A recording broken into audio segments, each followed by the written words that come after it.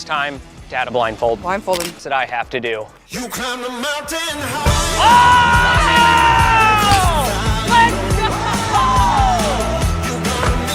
The sports world is currently transfixed, witnessing a phenomenon so potent, so disruptive, it borders on the unbelievable. A single rookie, the now iconic Caitlin Clark, hasn't merely joined the ranks of the WNBA, she has forcefully torn through its established fabric, her every dazzling play and every bone-jarring foul exposing the league's raw nerves and deeply uncomfortable truths. And as if this seismic shift weren't enough, the inexplicable, almost defiant decision to snub her from the Olympic team has ignited a firestorm of controversy, forcing a critical, soul-searching question. Is the league truly prepared to embrace the savior it so desperately needs? Or is it, in a tragic display of myopia, fumbling its very future in real time right before our eyes? And that's the worst part of all this, is the new fans are sucking the life out of the WNBA right now. It's just the truth. You are right. You are right, new fans. There has never been more viewership because of Caitlin Clark. There's never been more attention.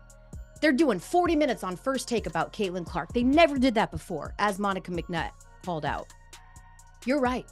But you know what there was in the WNBA last year and the years prior? There was other stories. Caitlin Clark didn't just step onto the WNBA stage. She detonated upon it with the force of a cultural meteor. The aftershocks of her record-obliterating collegiate superstardom slammed into the professional league, creating an immediate and undeniable frenzy. Suddenly, arenas weren't just experiencing better attendance, they were sold-out cauldrons of energy, with opposing teams frantically scrambling to relocate games to larger NBA venues simply to contain the unprecedented human tide of the Caitlin Clark effect. Media outlets, long accustomed to relegating the WNBA to the footnotes of sports coverage, were now compelled to lead their broadcasts with her name, her highlights, her story. It felt like the dawn of a golden era, a new epoch for women's basketball, yet beneath the glittering surface, troubling, ominous cracks were already beginning to spiderweb through the foundation. But the sheer, breathtaking velocity of her initial impact was merely the opening salvo in a much larger, more complex, and increasingly perilous drama. Playing in the league appreciate so much the growth and the expansion and all of those things. Undoubtedly they do.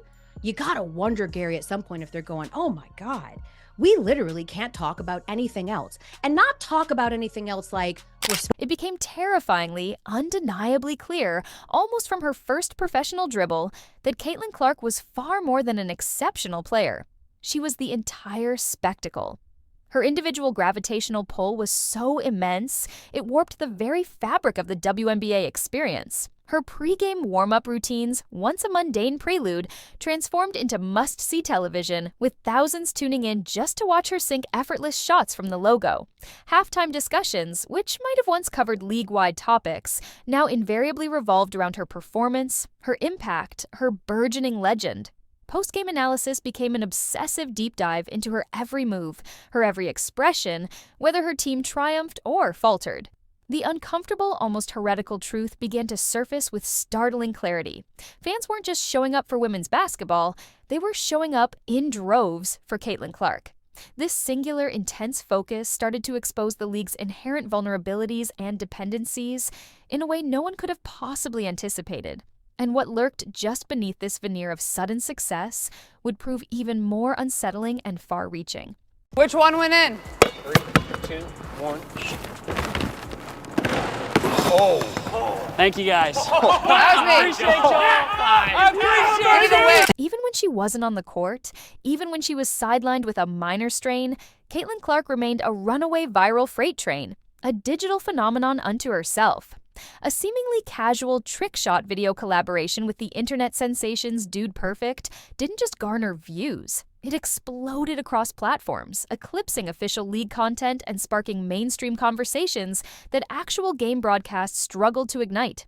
Grainy, fan-shot cell phone videos of her pre-game warm-ups, showcasing her nonchalant, long-range accuracy, would trend for days, generating more organic buzz than carefully curated league marketing campaigns. This wasn't just incidental popularity, it was a form of cultural hijacking, inadvertently and powerfully showcasing a bizarre and potentially dangerous paradox: her individual brand, Her raw charisma was so overwhelmingly potent it threatened to completely overshadow the very league she was ostensibly there to elevate. Her influence was becoming a force of nature, untamable, unpredictable, and utterly mesmerizing. Caitlin Clark and her decision, I not only respect it, but I wholeheartedly support it. You know, a lot of people say that Caitlin Clark moves the needle. That is wrong. She is the needle. She dictates. We all know what she's done on the floor. It's history, right? But off the floor, my goodness, she and the Indiana Fever accounted for 45% of all the broadcast value of the WNBA last season. She accounted also for helping drive the numbers of merchandising up 500%. Of course, her jersey was #1. The cold, hard, impartial numbers then began to scream a truth so loud, so insistent, that the WNBA could no longer muffle or ignore it. Games featuring Caitlin Clark and her Indiana Fever team saw viewership figures skyrocket to stratospheric levels, smashing decades-old records and attracting audiences the league had only dreamed of.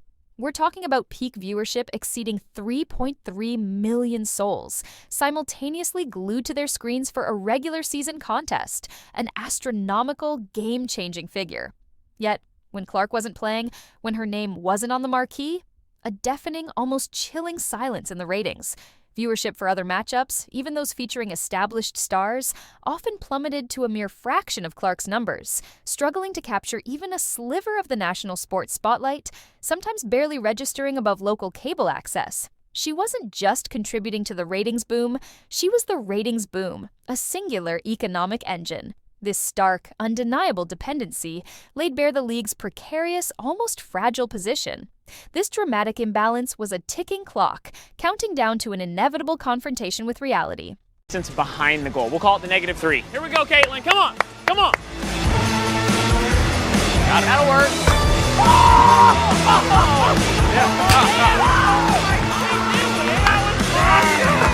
Wow! Then, the on-court battles, the visceral clashes, ignited a raging firestorm of public debate and media scrutiny. The flagrant foul delivered by Chennedy Carter wasn't just a hard hit in a physical game. It became an instant symbol, a flashpoint for a furious national conversation, replayed endlessly and dissected from every conceivable angle. Was this simply the league's brutal, time-honored welcome wagon for a highly touted rookie, a physical test of her mettle? Or was it something more insidious, a disturbing symptom of underlying resentment, perhaps even a targeted campaign against its brightest, most incandescent star? The slow, almost hesitant, and many argued inadequate response from the league office did little to quell the swelling tide of outrage, leaving countless fans and observers to wonder if the WNBA was capable, or indeed, even willing, to adequately protect its most valuable, most transformative asset. The silence from the league's highest echelons was deafening, and in that silence, speculation festered. We appreciate it, Caitlin. Every shot you make is one less that I have to do. You climb the mountain high. Who needs to see? Okay? So you're gonna intentionally miss? Of course. Goes like this. Oh. Time to shine. All right. You climb the mountain high. Beneath the surface of carefully crafted official statements and coached player interviews, a darker, more troubling narrative began to fester and spread, amplified by the relentless echo chamber of social media and the insatiable appetite of sports talk shows. Whispers of veteran resentment towards Clark's sudden, blinding spotlight grew into a persistent, undeniable roar. Were some established players, perhaps feeling overshadowed or even threatened by this abrupt shift in the league's gravitational center, actively, if subtly, trying to diminish her, to put her in her place? While some defenders argued it was simply the natural byproduct of intense competitive spirit, a growing chorus of fans and analysts saw a disconcerting pattern of thinly veiled hostility, a refusal to pass the torch, or even acknowledge the magnitude of her arrival. This undercurrent of tension added a toxic, corrosive layer to an already volatile and unpredictable mix. The air was thick with unspoken grievances. Jackie Robinson of the WNBA will be Caitlin Clark. If she stays healthy, there's a group of them that would hope for her to be out. But why do you say she's going to be the Jackie Robinson of the WNBA? Well, it's not like she's the first white girl She's not the first white girl, but she's the first white superstar at the levels where she's scoring these, the threes she's shooting. She's like a Steph Curry. She's the first actual superstar that people care. When's the last time we watched like college basketball? If I told you, tell me the greatest college female basketball players. And then, just when it seemed the controversies might reach a plateau, the ultimate bombshell exploded, sending shockwaves that reverberated far beyond the confines of the sports world. Caitlin Clark, the undisputed new face of basketball's global appeal, the player single-handedly rewriting viewership records and captivating a new generation, was inexplicably, bewilderingly left off the USA Women's Olympic basketball team.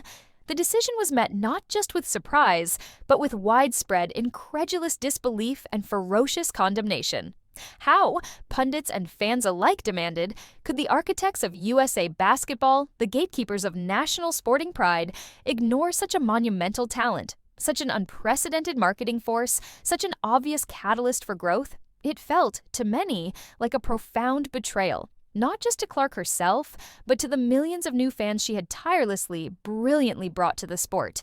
It was a decision so baffling, so counterintuitive, it suggested either a profound disconnect from the reality of her impact, or worse, a deliberate, almost punitive act of self-sabotage by an establishment resistant to change. Dude, this might sound crazy. I think I could take Caitlin one-on-one. She is great, but I just feel like I can stop her. I got the length. I can put a hand up. You can go ask her if she wants to play. I think I can do it. Go, Reese!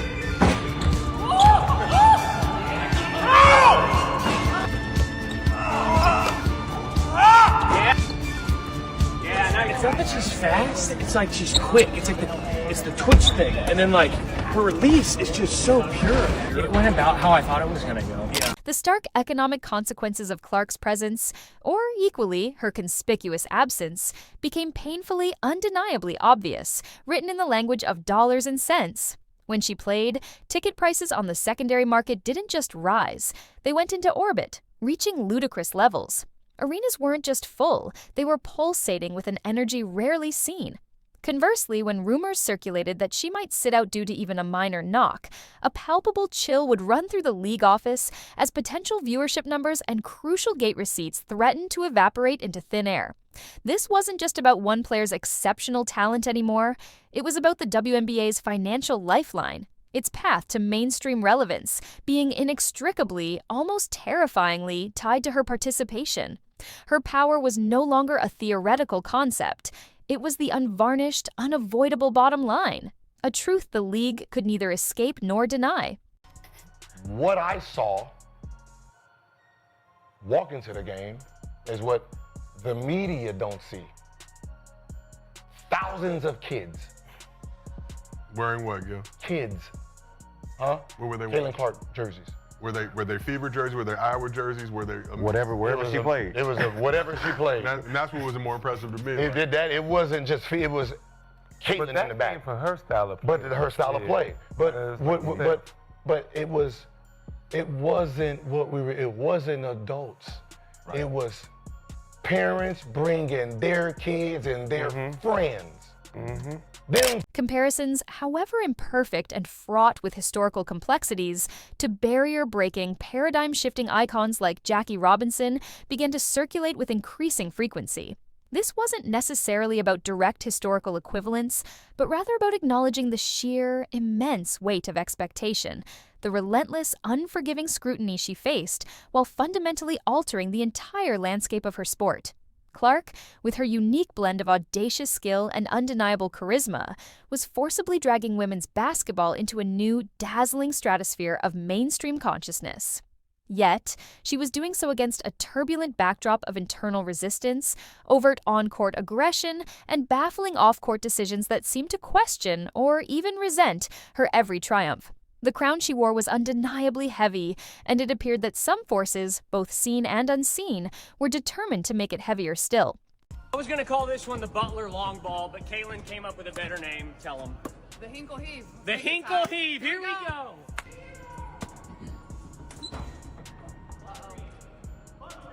Yes! Bang! Let's go! In the very eye of this swirling hurricane of hype, controversy, and unprecedented attention, the WNBA's official responses and public relations maneuvers often felt like a masterclass in crisis mismanagement, or at best, bewildered paralysis.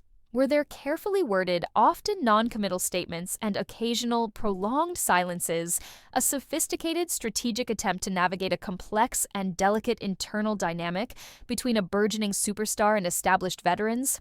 Or was it, as many suspected, a catastrophic, almost tragic fumbling of a golden goose, a display of deer-in-headlights inertia as the Caitlin Clark phenomenon spun wildly, exhilaratingly beyond their control or comprehension? To a legion of newly engaged, passionate fans, it looked less like thoughtful strategy and more like a league utterly unprepared for, and perhaps even slightly terrified of, its own good fortune. Consistently, frustratingly, a step behind the cultural moment Clark herself was creating. This exposed with glaring and uncomfortable clarity a deepening fissure, a widening, almost unbridgeable chasm between the passionate desires of a massively expanded, newly energized fan base and the apparent reluctance or even resistance of some within the league establishment. While millions of viewers clamored for more of Clark's electrifying magic, for a full-throated celebration of her transformative impact, the narrative emanating from some official and veteran quarters seemed intent on downplaying her individual brilliance, emphasizing archaic notions of paying dues or team-above-all rhetoric that, to many, felt like a thinly veiled attempt to dim her spotlight, to muzzle the very force propelling them into an unimagined future. This profound disconnect wasn't just a public relations problem. It was rapidly escalating into an existential threat to the league's credibility and its connection with this new, fervent audience. The WNBA now stands balanced precariously on a razor's edge at a historic inflection point. Caitlin Clark isn't just a player, she's a cultural earthquake, a generational talent who has, in a few short, explosive, unforgettable months, laid bare not only the league's incredible untapped potential, but also its most dangerous, deeply embedded fault lines. Her journey, already a breathtaking saga of dizzying athletic highs, brutal on-court wars, and incomprehensible, almost surreal snubs like the Olympic team decision, is far more than just a sports story. It's a compelling, high-stakes referendum on the league's vision, its courage, and its very future. Will they finally, fully, and unequivocally unleash the untamed power of their reluctant, embattled superstar and ride the storm of her brilliance to unprecedented new heights?